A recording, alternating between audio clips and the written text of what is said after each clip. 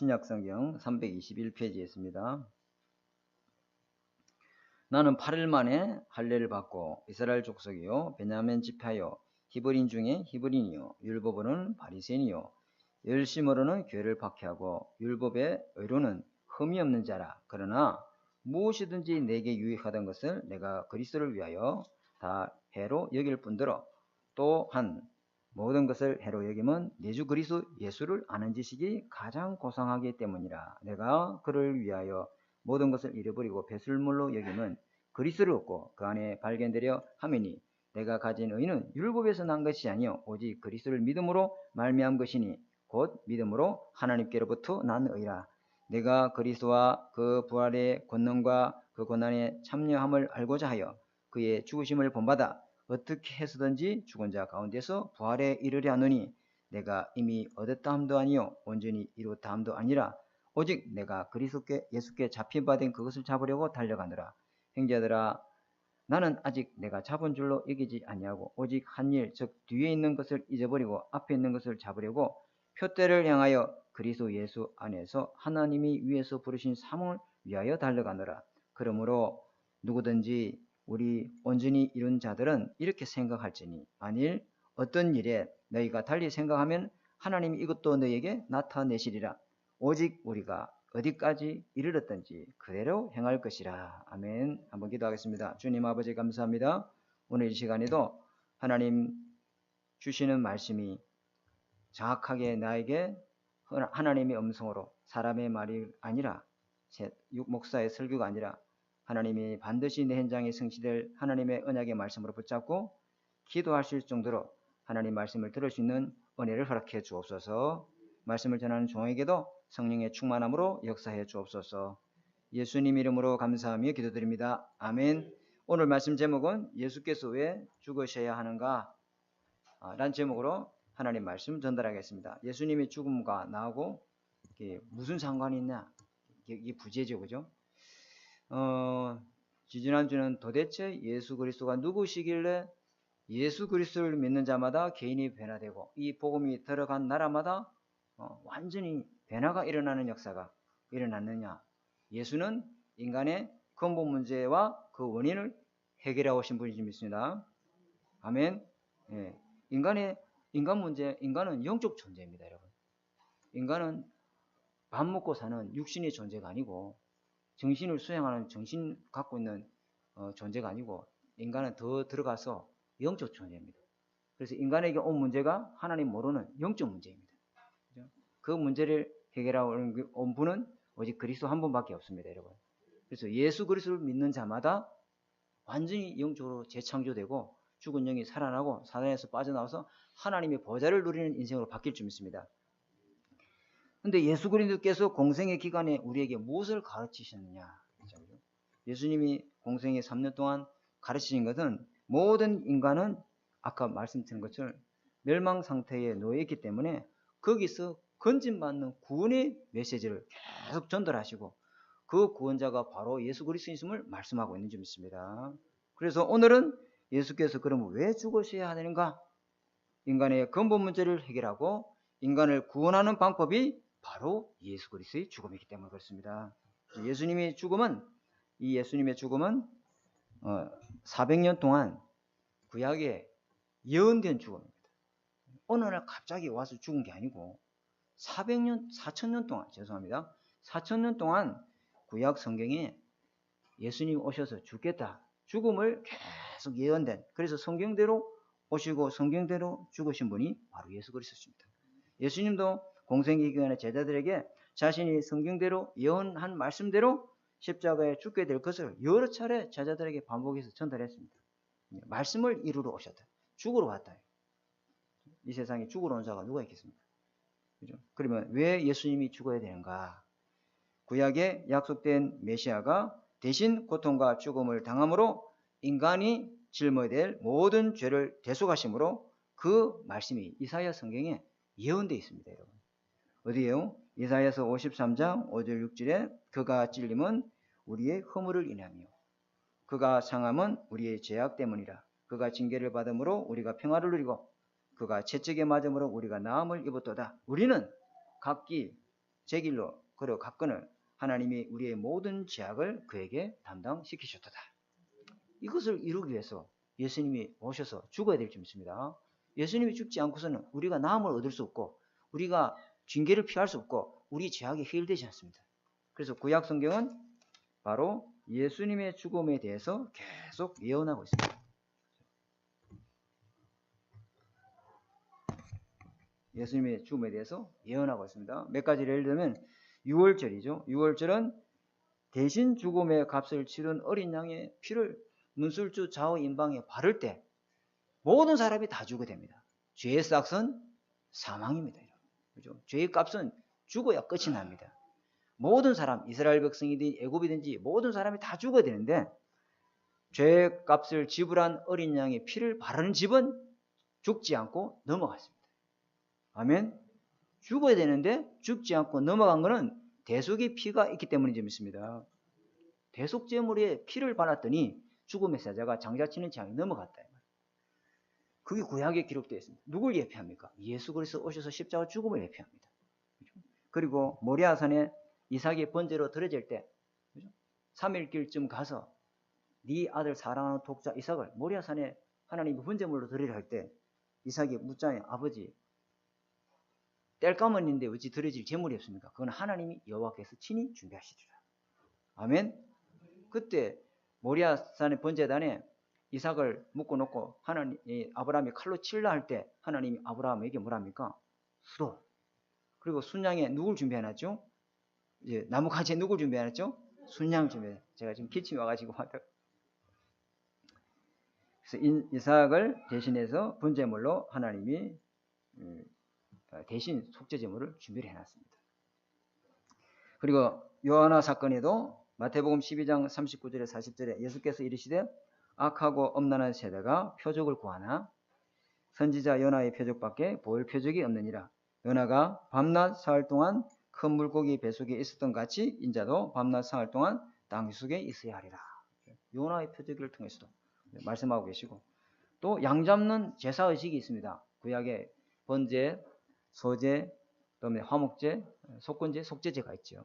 그 양 잡는 그 제사의식을 통해서도 주님이 속죄제물을 갖고 와야만이 그 죄가 속해지는 줄 믿습니다. 그래서 예수님이 대속제물 대심에 대한 예표가 이 제사입니다. 여러분. 간단하게 살펴보면은 번제가 있죠. 번제는 하나님 앞에 완전히 태워서 불살라 드리는 제사입니다.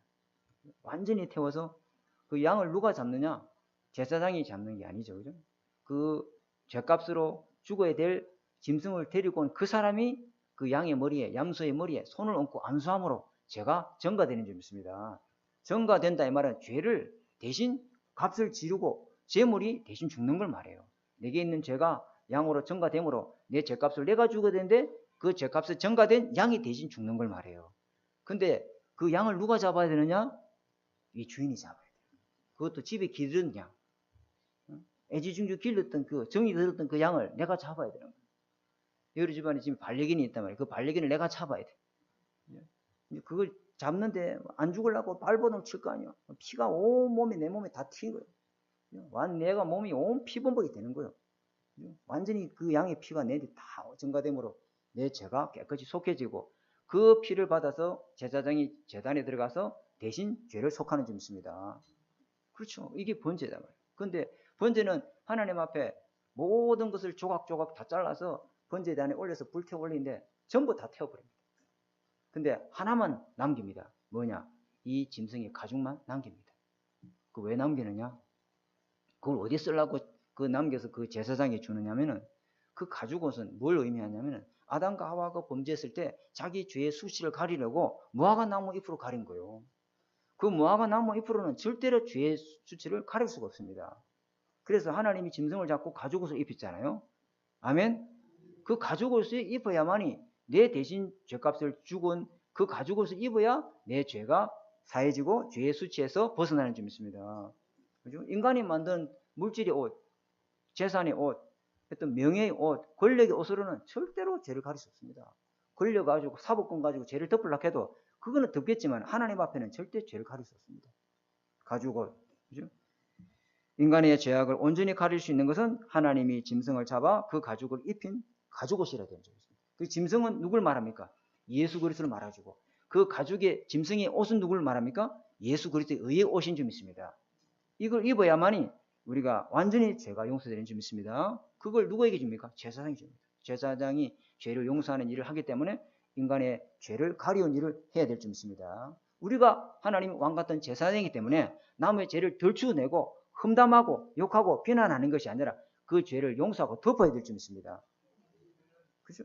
그래서 두 번째는 소제가 있습니다. 간단하게 다음 기회 되면 이걸 자세히 보겠지만은 소제는 뭐냐면 곡물 제사, 피 없는 제사 중에 하나가 유일하게 소제입니다, 여러분.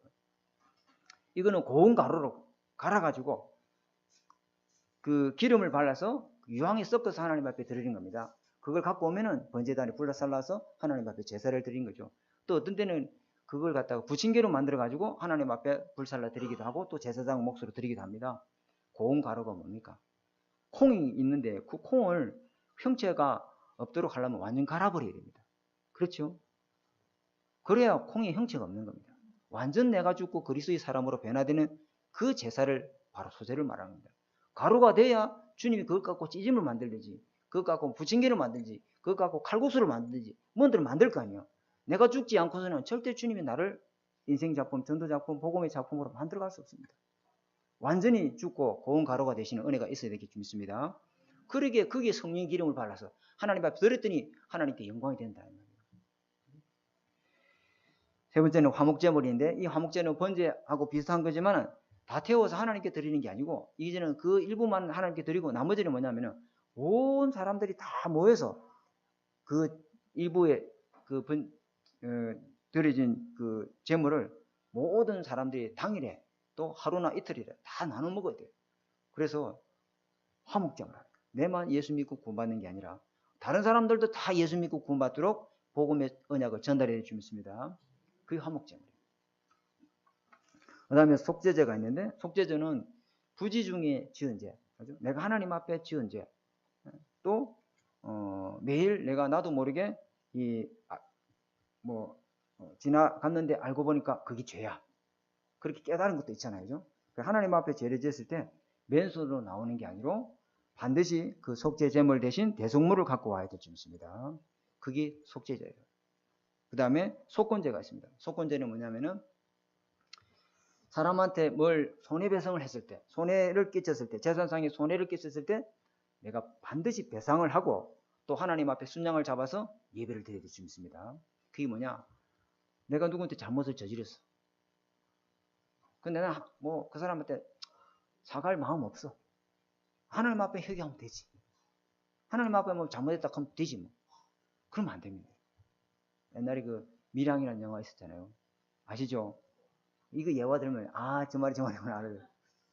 그 전도연이가 남편 죽고 밀양이라는 고향으로 왜 고향인지 어쩐지 하여튼 내려왔어요. 거기서 새로운 터전을 삼고 살라 했는데 아들이 유기돼서 죽었다 이 말이에요. 알고 보니까 그 어린이집에 그 차량 운행 운전사가 그 사람 죽인 거예요.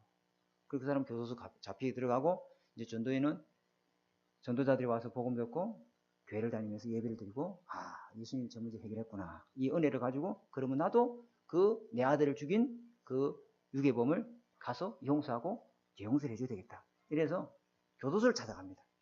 교도소 찾아가니까 이 유괴범이 얼마나 잘못했는지 있잖아요. 막 얼굴이 허해. 그러면서 말을 끄집어내자 말자 이 유괴범이 뭐라 하냐면 나는 하나님께 모든 죄가 용서받았다. 그러니까 그 말을 듣던 이 전도인이가 피가 거꾸로 쏘는 거예요. 아니 내가 당신 죄를 용서 안 했는데 누가 당신 죄를 용서하냐 말이에요. 그게 이제 기독교 비꼬는 영화였죠. 그게 아닙니다. 반드시 사람 앞에 가서 잘못을 용서를 빌어야 될 줄 믿습니다. 그죠? 우리 딸이 금요 예배인가? 우리 김목사하고 오면서 옥신각신 말다툼에 우리 주먹싸움은 안 합니다. 주먹싸움까지는 안 해요. 너무 심하게 생각하지 마세요. 우리 집안은. 그러니까 이게 말다툼을 자주 많이 해요. 의견 충돌이 나고 가르다 보면 목소리도 크게 나오고 그러니까 우리 딸이 예배드리고 직전에 내가 문을 열고 올라가려는데 아빠 왜? 하나님 앞에 예배드리기 전에 형제가 먼저 화목하고 참 엄청나게 많이 찔리더라고. 그렇지 그래.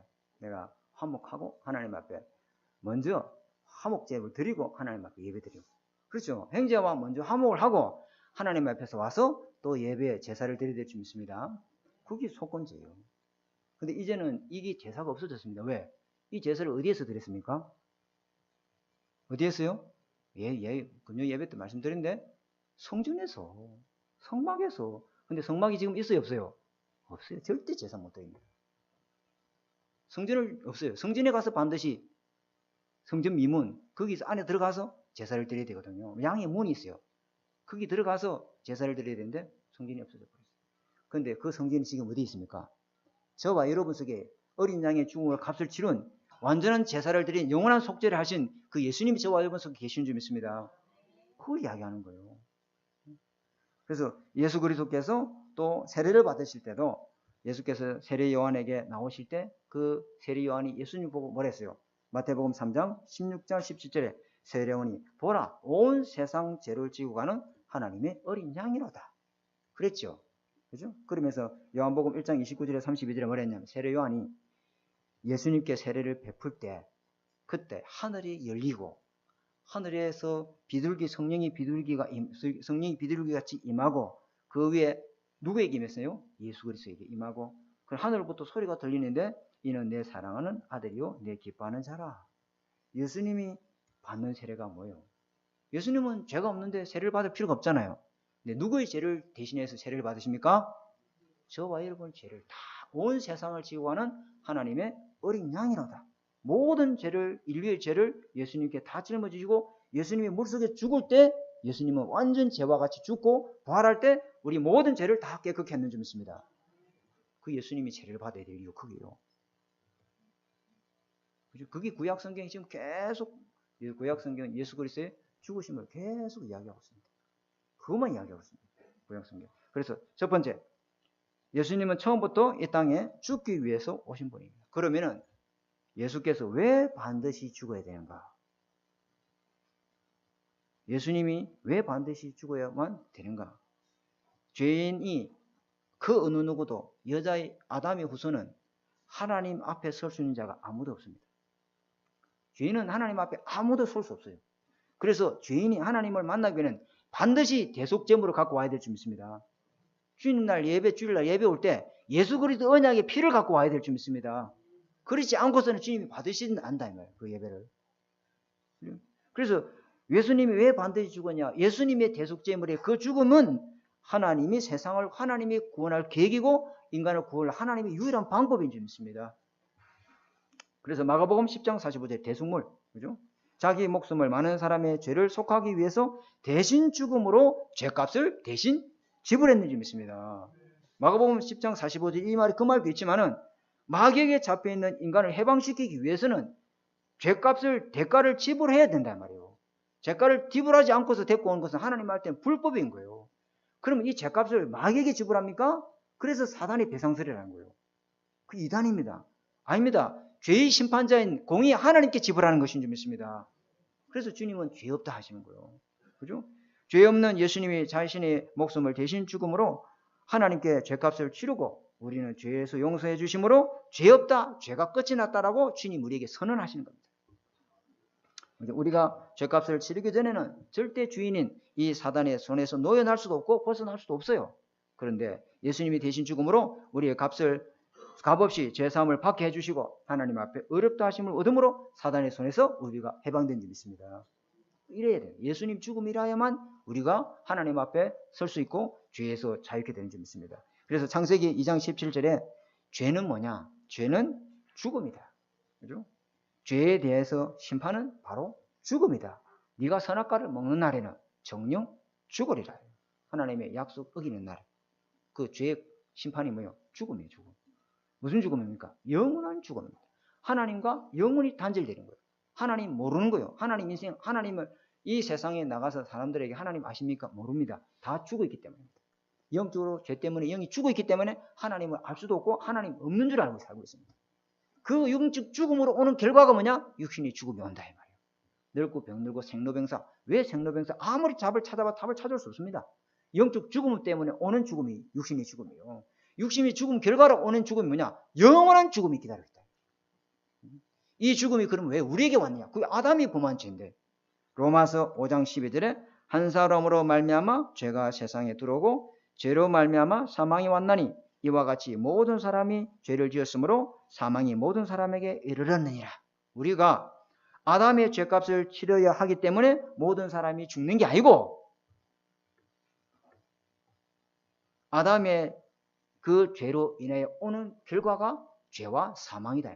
그것이 아담 이후에 모든 사람들은 그 유전적인 원죄를 갖고 사망의 법 아래 있는 줄 믿습니다.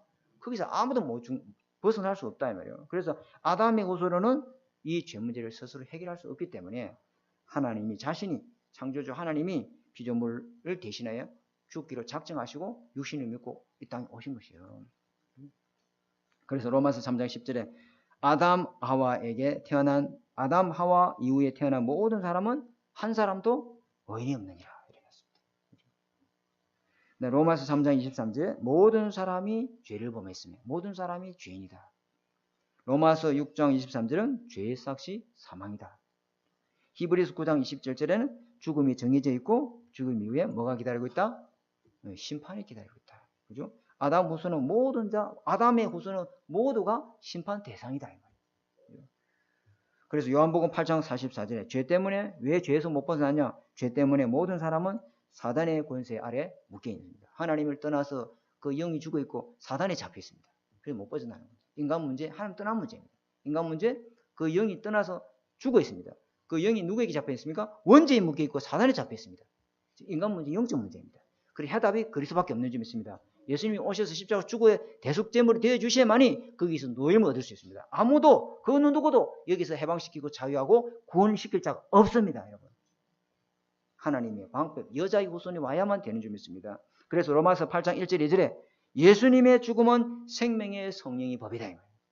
생명의 성령의 법이 죄와 사망의 법에서 해방시킬 수 있는데 그럼 생명의 성령의 법이 뭐냐? 예수님이 아무나 너 죄 없어, 너 눈 감아줄게, 너는 죄 없다 치자. 그러면 주님이 불법을 행하는 거죠. 그래서 그 생명의 성령의 법으로 죄를 해결해야 되기 때문에 생명의 성령의 법이 예수님을 대신 자기 아들 독생자를 우리를 대신해서 십자가 죽이는 것이 우리를 구원하는 하나님의 유일한 방법인 줄 믿습니다. 그죠? 그래서 예수님의 죽음은 세상을 구원하는 영원한 하나님의 심판법이 됩니다. 로마서 5장 8절에 모든 인류를 대신하여 죄 없는 분이 대신 죽어야 죄가 해결되는 것입니다. 그죠? 그러면 다른 사람의 죽음은 죄인을 구원할 수 없습니까? 안 됩니다. 왜? 모든 사람은 전부 다 아담의 후손이기 때문에. 원죄를 갖고 있기 때문에 죽어봤자 죄를 대속할 수 없습니다. 제가 고등학교 때, 중학교 때 읽었던 책이 등신불이라는 책이 있어요. 등신불 아시죠? 그 소설인가? 하여튼 등신불에 거기 보면 중생을 구원하기 위해서 자신을 소신공양하는 거죠. 지옥에 있는 중생을 구제하기 위해서 또 이 세상의 모든 사람들 구원하기 위해서 자기가 등신불이 돼서 대신 소신공약으로 불타 죽는 거예요. 안 들어봤나요? 원죄를 갖고 있기 때문에 백날 천날 죽어봤자 안 됩니다. 아담의 후손을 갖고는 절대로 원죄 문제 해결할 수 없고 죽은 영을 살릴 수 없고 사단의 살에서 빠져나올 수 없습니다. 여러분. 여자의 후손 그리스도여야 되는 줄 믿습니다. 예수님이 반드시 죽어야 되는 이유가 있습니다. 여러분 절대로 제가 한 이 설교 딱 언약으로 잡으셔야 합니다. 두 번째, 예수님의 죽음은 무슨 결과를 우리에게 남겼느냐? 고린도후서 5장 21절에 하나님의 죄를 알지 못하시는 이를 우리를 대신하여 누가요? 하나님이 죄를 알지 못하는 이 예수 그리스도를 우리를 대신하여 죄로 삼으신 것은 예수님을 아무 죄 없는 예수님을 우리 죄를 다 갖고 가짐으로 죄인으로 삼으신 것은 우리로 하여 그 안에서 하나님 앞에 어렵다 하심을 얻게 하십니다. 우리는 매일 날마다 자동적으로 그냥 눈 뜨면은 바로 죄 짓듯이 생각이 죄. 그냥 생각이 그냥 죄야. 그냥 죄악 덩어리야. 근데 예수님이 우리를 대신해 죽으심으로 하나님 앞에 우리를 어렵다 하셨는지 믿습니다. 하나님 은혜입니다. 예수 믿고 구원받는 것이. 그죠? 그래서 히브리서 9장 28절에 그리스도도 많은 사람의 죄를 담당하시려고 단번에 들이신 바 되셨고 우리를 구원에 이르게 하시기 위하심이라. 그죠? 한 번 죽는 것은 인간의 정한 이치인데 그리스도가 많은 사람의 죄를 담당하시라고.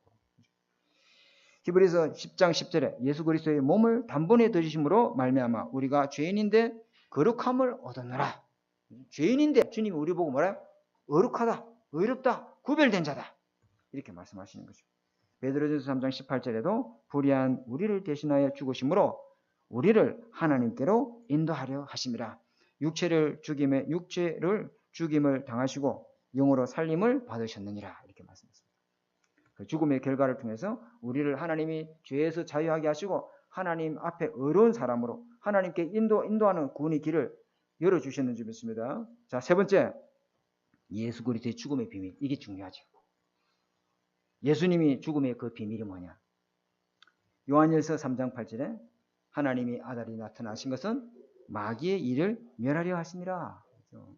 예수님이 죽으면 마귀가 승리하는 것이지 어째서 마귀가 멸하는 게 됩니까? 예수님을 죽이려고 유대인이나 바리새인이나 모든 사람들이 다 그 사람들을 미혹해서 예수님 십자가 못 박아라 해서 못 박았는데 그러면 마귀의 계략이 승리한 거 아닙니까? 어째서 마귀 머리가 박살나는 겁니까? 성경에 예수님이 창세기 3장 15절에 예수님이 십자가의 죽음으로 여자의 후손이 죽는 날 마귀의 일이 죽는 것이다. 그렇게 약속을 해놨습니다. 믿으시기 바랍니다. 그 약속을 딱 잡아야 돼요. 그죠? 사탄은 예수님의 발꿈치를 상하게 할 정도가 안 되지만은 사탄은 십자가로 머리가 박살나는 날이 예수님이 십자가 죽는 날이에요. 아멘. 그 하나님의 약속에 예수님을 십자가에 못 박히는 그 순간 마귀의 권세가 완전히 무너지는 날이에요. 그걸 여러분이 꼭 기억해요. 마귀가 예수님이 죽여버리면 자기가 승리하는 줄 알았지? 아니에요. 여러분 마귀가 괴롭히면 여러분 마귀가 승리하는 줄 알죠? 아닙니다. 그걸 통해서 나는 복음을 알게 되고, 그죠? 내가 더 그리스도의 답을 내게 되고 복음 속으로 들어가는 축복의 길을 열어주실 줄 믿습니다. 속지 말아야 돼요. 마귀가 이기는 것 같지? 내게 마귀가 문제 주고 시험 드는 것 같지? 아닙니다, 여러분. 그걸 통해서 내가 완전히 복음 체험하고 완전 복음의 사람으로 바꾸고 진짜 복음 누린 전도자로 만들기 위한 하나님 계획이 있는 줄 믿습니다. 마귀는 절대 우리를 이길 수 없어요. 예수님을 십자가 못 박으면 지가 이기는 줄 아는 게 아니고 창세기 3장 15절이 성취되는 날이에요. 그걸 다 기억해야 돼요. 그래서 히브리서 2장 14절 15절에 예수님의 죽음을 통해서만 죽음의 세력 잡은 자 마귀를 멸할 수 있다. 그리고 요한복음 14장 6절에 예수님의 죽음으로 누구든지 이제 주의 이름을 부르면은 구원을 받는 길이 다 열려졌습니다. 예수님의 죽음을 통해서 누구든지 이제는 예수님 죽을 때 휘장이 위에서 아래로 착 찢어지면서 누구든지 새롭고 산 길로 하나님 보좌 앞에 당당히 들어갈 수 있는 문이 열렸는 줄 믿습니다. 지금 하나님 앞에 바로 예배드릴 수 있다. 로마서 6장 6절에 죄의 몸을 멸하여 다시는 죄의 종로로 사지 않게 하람이라. 이게 무슨 말이냐? 단순히 저와 여러분이 지은 죄만 끝내는 것이 아니고 죄의 몸까지 완전히 죽여난 줄 믿습니다. 안 믿기지죠? 이게 믿어져야 돼요.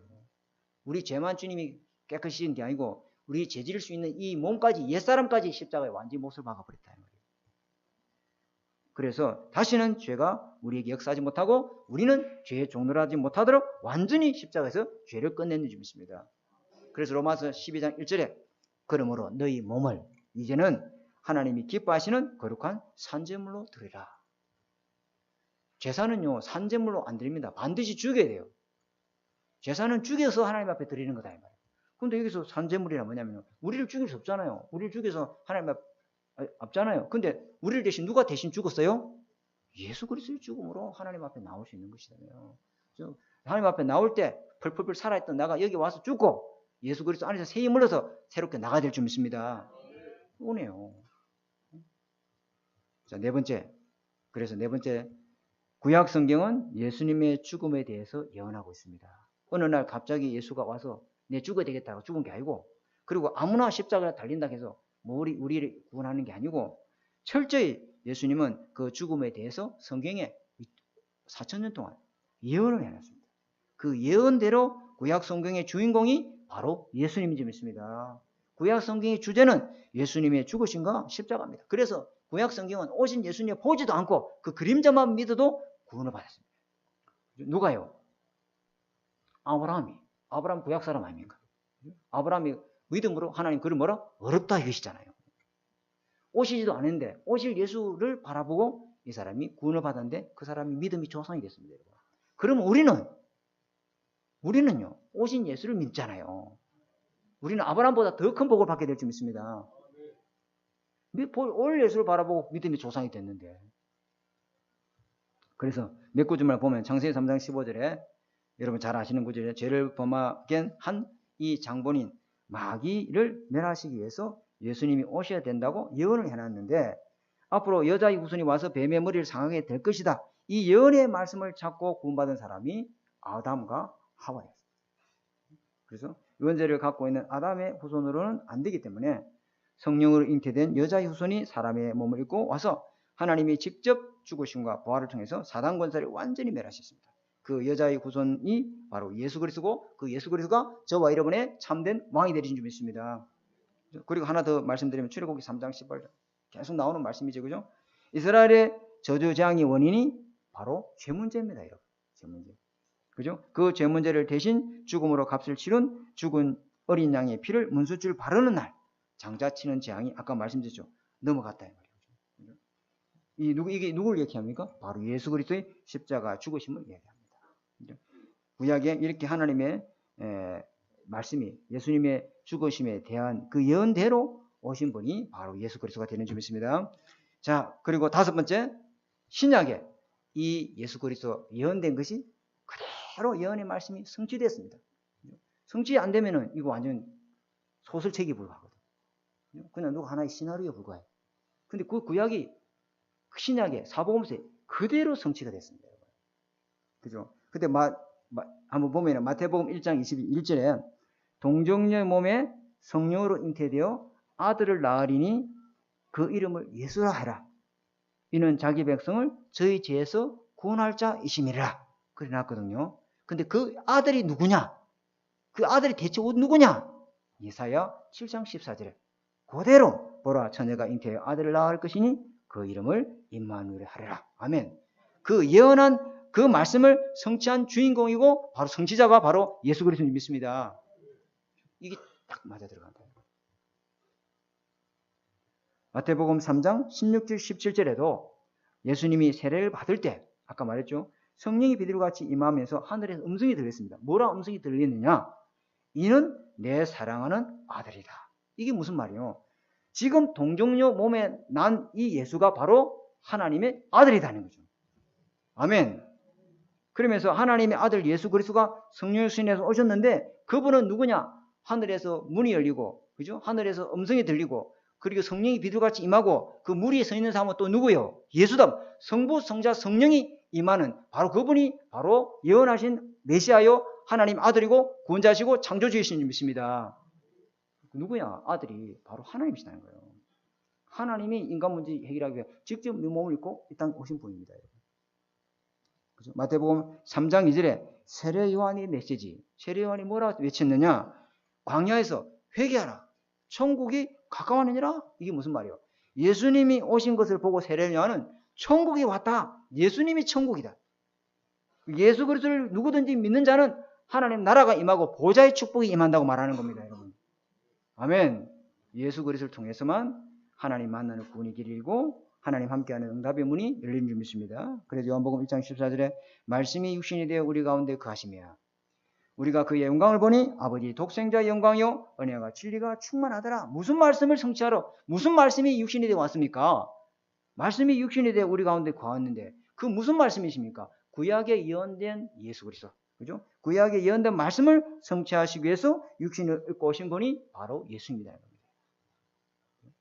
이 예수 그리스도는 구약에서 예언되었고 신약에서 반드시 성취되신 그 그리스도를 믿을 때 저와 여러분이 구원받고 하나님 자녀가 되는 줄 믿습니다. 자, 결론입니다. 결론이 이제 중요한 거 이제 하고 마쳐야 되는데, 그러면 예수님의 죽음이 나하고 무슨 관련입니까? 예수님의 죽음이 나에게 무슨 응답을 주는가? 도대체 예수 그리스도 죽음하고 나하고 무슨 상관이 있는가? 여기 우리가 답을 잡아야 되겠죠? 갈라디아서 2장 20절에 이런 말씀이 있습니다. 내가 그리스도와 함께 십자가에 못 박혀 죽었나니 그런즉 이제는 내가 사는 것이 아니요 내 안에 그리스도께서 사신 거야. 이제 내가 육체 가운데 사는 것은 나를 사랑하사 자기를 버리신 예수 그리스도를 믿는 믿음 안에서 사는 것이라. 이게 무슨 말이냐면은 내가 예수와 함께 십자가 주님 예수 믿는 순간에 예수 그리스도 주인으로 영접하는 순간에 하나님이 예수와 함께 나를 십자가에 완전히 못 박혀 죽였다는 겁니다. 믿으시기 바랍니다.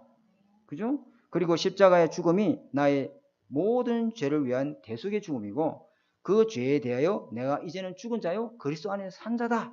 이렇게 말씀하십니다.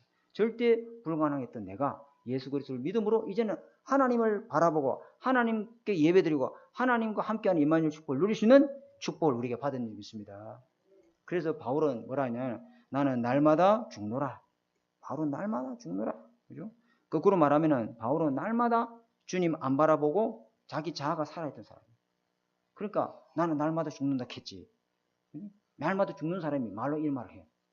나는 날마다 죽는다 말하는 자기는 매일 주님 안 바라봐. 그러니까 계속 옛사람이 자기 힘들게 하니까 오라 공부하는 자다. 내 속에 육과 영이 계속 갈등하는구나. 그래서 나는 날마다 죽어서 예수가 주인된 삶을 살기를 원한다. 아멘. 그죠? 24 주님을 바라볼 수 있는 조건은 24 주님 앞에 기도할 수 있는 조건은 날마다 여러분 자가 예수 그리스도와 함께 십자가 죽어지는 은혜가 있어야 될 줄 믿습니다.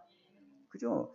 예수님이 나를 위해서 죽었다는 이 확신과 깊은 체험이 있는 사람은 날마다 죽음의 자리에 앉게 되는 겁니다. 그래서 빌립보 3장 5절에서 14절에 예수님은 바울은 뭐라 했냐면 자기 가진 모든 것을 다 배설물로 이긴다 이래 말했습니다. 바울이 바리새인이잖아요. 오늘 본문이 이거든요. 이 사람은 전국을 대표하는 그 6천 명의 율법 학자 중에 한 사람이요. 대단한 사람입니다. 그리고 사내들인 공원이 이 사내들인 공회원은 이 법적인 권한도 있고 사법권을 갖고 있는 사람인데 그 사내들인 공원이 70명밖에 안 되는데 그 중에 또 한 사람이에요. 대단한 사람이죠. 이 사람은 언어에 능통한 사람이고, 그죠? 그리고 육체의 신라만을 입고 자랑할 것도 많은 사람이에요. 가말리엘 문화생이고 로마의 시민을 갖고 있고 율법이 흠이 없는 사람. 그런데 이 바울이 뭐라냐? 그러나 그것을 전부 다 배설물로 여긴다. 전에는 내게 유익하던 것이었는데 이제는 다 해로 여긴다. 왜? 그리스도 아는 지식이 가장 최고로 고상한 지식이다. 내가 하마터면은 그것 때문에 구원받지 못할 뻔했다. 인간은 육체로는 절대로 구원 얻을 수 없다. 사람이 어렵게 되는 것은 육체의 행위로 말미암아 되는 것이 아니라 육체의 행위로 어렵게 될 육체가 아무도 없고 육체의 의로움으로 영적 문제를 해결할 사람도 아무도 없다. 오직 그리스도로만 내 영적 문제가 해결되고 죄에서 빠져나오고 사단에서 해방받고 구원받게 되는 길인 줄 믿습니다. 이 바울이 그래요. 그래서 나는 과거에 자랑하던 걸 전부 다 배설물로 여긴다. 예수 그리스도를 자랑한다. 자, 결론입니다. 그래서 고린도전서 10장 31절에 하나님의 영광을 위해서 이제 사시기 바랍니다. 아멘. 하나님의 영광. 그죠? 우리가 죄되었을 때 하나님의 영광 이루지 못했는데 이제는 예수 그리스도의 십자가 죽음으로 하나님의 영광을 위해 살도록 하나님께서 모든 죄와 저주 문제를 다 끝냈습니다. In His Step이라는 일화가 그 책이 있는데요. 예수님의 발자취. 또 한편으로 얘기하면 예수님이라면 어떻게 하실까? 이 질문이거든요. 예수님이라면 이 상황에서 어떻게 할까? 지금 내가 예배 드리고 있는 이 의미가 무슨 의미지? 내가 여기 왜 와 앉아있지? 그 하나님의 절대의 의미를 찾는 질문인 줄 믿습니다. 근데 그걸 계속 설교했던 목사님이 계세요. 미국에. 계속 한 주제를 가지고 예수님이라면 어떻게 하실까? 근데 그걸 듣던 어떤 한 집사님이 유명한 미국 일간지의 그 저널의 편집국장인데 이 사람이 신문을 인쇄하다가 예수님이라면 어떻게 하실까? 보면서 그 신문이 주로 뭐 때문에 돈을 벌어요? 광고지. 근데 광고 보니까 전부 유흥업소, 술집 이 광고다 이 말이에요. 예수님은 이걸 과연 얘기를 원하실까? 이걸 싹 다 빼부숴. 그러니까 사장이 막 화가 난 거예요. 당신 이 신문을 뭐 갖고 지금 경영을 운영하는데 그 대부분 광고 가지고 먹고 살잖아요. 그걸 다 빼부으면 어찌 하자마자 지금 신문사 망하자는 그냥 이러면서 화가 머리까지 난 거예요. 그러면서 이 사람이 뭐라 했냐면 그 빈 광고 안에 뭘 넣었냐? 간정문을 넣은 거예요. 크로스비 아시잖아요. 그죠? 24주님만 바라볼 수 있는 크로스비가 왜 하나님 앞에 크게 응답받은 사람이냐? 그 사람은 24주님만 바라볼 수밖에 없는 조건이 이 사람이에요. 여러분 상황 환경 쳐다보지 마시고 여러분이 24주님 바라볼 수 있는 영적 조건을 회복하시기 바랍니다. 그게 중요해요. 그래서 그걸 간정문을 기록했더니 이 신문이요, 어마어마하게 판매수가 막 배로 늘어나쁜 거예요. 주님이라면 어떻게 하실까? 오직 주님을 바라보시는 이번 한 주에 예수 그리스도의 죽음을 통해서 나는 이제 주님을 24 바라볼 수 있는 완전한 조건을 주님 이루어졌구나. 내가 너무 주님을 안 바라보는구나. 저 사람은 잠깐 주님을 바라보는데 저렇게 하나님 응답받는데, 그렇다면 내가 조금만 주님 바라본다면 주님이 나에게 보좌의 축복과 시공간을 초월한 성령의 역사와 2, 3절의 빛이 정말로 구호가 아니고 실제로 응답으로 체험되는 여러분 한 주간 되시기를 주님의 축복합니다. 하나님 아버지 감사합니다. 오늘 주신 예수님이 왜 죽으셔야만 되는가, 여기에 대한 하나님 말씀을 우리에게 주심으로 이제는 하나님 죄의 종로로 타지 않고 사단의 세에서 해방받고 하나님의 자녀로 오직 그리스도 할 수 있는 조건을 마음껏 누리시는 한 주간 되도록 주님 축복하여 주옵소서. 살아계신 주 예수 그리스도 이름으로 감사하며 기도드립니다. 아멘. 찬송하겠습니다. 263장.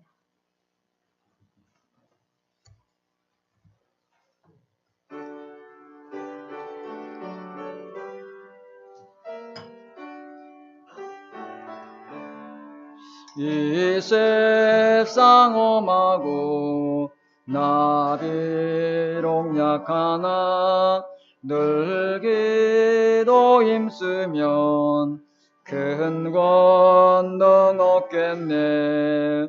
주의 은혜로 대속받아서 피와 같이 붉은 죄 눈같이 이겼네. 주님의 권능은 한없이 돌 같은 내 마음 곧 녹여주소서. 주의 은혜로 대속받아서 피와 같이 붉은 죄 눈같이 이겼네. 내 마음이 약하여 늘 넘어지오니 주 예수 힘주사 곧세게 하소서. 주의 은혜로 대속받아서 피와 같이 붉은 죄 눈같이 이겼네. 죄사함 받은 후 새 사람 되어서 주 앞에 서는 날 늘 찬송하겠네. 주의 은혜로 대속받아서 피와 같이 붉은 죄 눈같이 이겼네. 아멘. 자, 이제 다 같이 일어나셔서 공동 기도문하고 죽담으로 예배를 마치겠습니다. 우리 공동 기도문 같이 낭독하겠습니다. 주는 그리스도시요 살아계신 하나님의 아들이시니이다. 예수님은 나의 모든 죄를 사하신 나의 참된 제사장이요 나를 사단의 손에서 건지신 나의 참된 왕이요 나에게 영원한 생명을 주신 참 선지자요 예수님은 나의 그리스도, 나의 주, 나의 모든 것 되십니다. 내 안에 그리스도의 삼직을 성취시켜 주시고 나를 왕같은 제사장으로 빛을 전하는 선지자로 불러주시니 감사합니다. 오직 그리스도의 믿음을 주시고 하나님 나라의 비밀을 누리며 성령의 충만함으로 땅끝까지 그리스도의 증인되게 하옵소서. 성삼위 하나님이 나의 하나님이요 나와 함께 계심을 믿습니다. 성삼위 하나님의 영으로 나를 충만케 하옵소서. 영력, 지력, 체력, 경제력, 인력으로 나를 충만하게 하옵소서. 목회자와 함께 중직자와 함께 현장을 살리며 렘넌트와 함께 세상을 살리는 3시대 살릴 축복의 증인이 되게 하옵소서. 이번 한 주도 하나님의 은혜와 성령의 도우심을 믿고 승리하며 살게 하옵소서. 예수 그리스도 이름으로 기도합니다. 아멘. 하나님 아버지 감사합니다.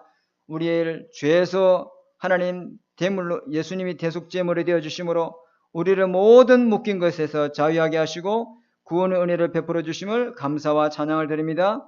이제 하나님 아버지 24 주님을 바라볼 수 있는 완전한 조건을 주셨는데 하나님 아버지 주님 바라보지 못하도록 하는 우리 옛 체질까지 옛사람까지 완전히 그리스도와 함께 죽고 이제는 그리스도 안에서 복음의 사람으로 언약의 사람으로 하나님 함께하는 임마누엘 누리는 사람으로 그래서 내 인생이 사람들이 모이드는 플랫폼이 되게 하시고 하나님 영적 문제를 주고 가는 사람을 살리고 취하는 하나님 파수꾼이 되게 하시고 내 현장에 하나님의 말씀이 성취되는 안테나가 되도록 주님이 축복하여 주옵소서. 하나님 이 예물을 하나를 통해서 우리 후대들이 살아나게 하시고 또 하나님 237일 목회자들이 살아나는 성경금이 되게 하시고 또 우리 사내민이 살아나는 복음 경제가 되도록 주님이 축복하여 주옵소서.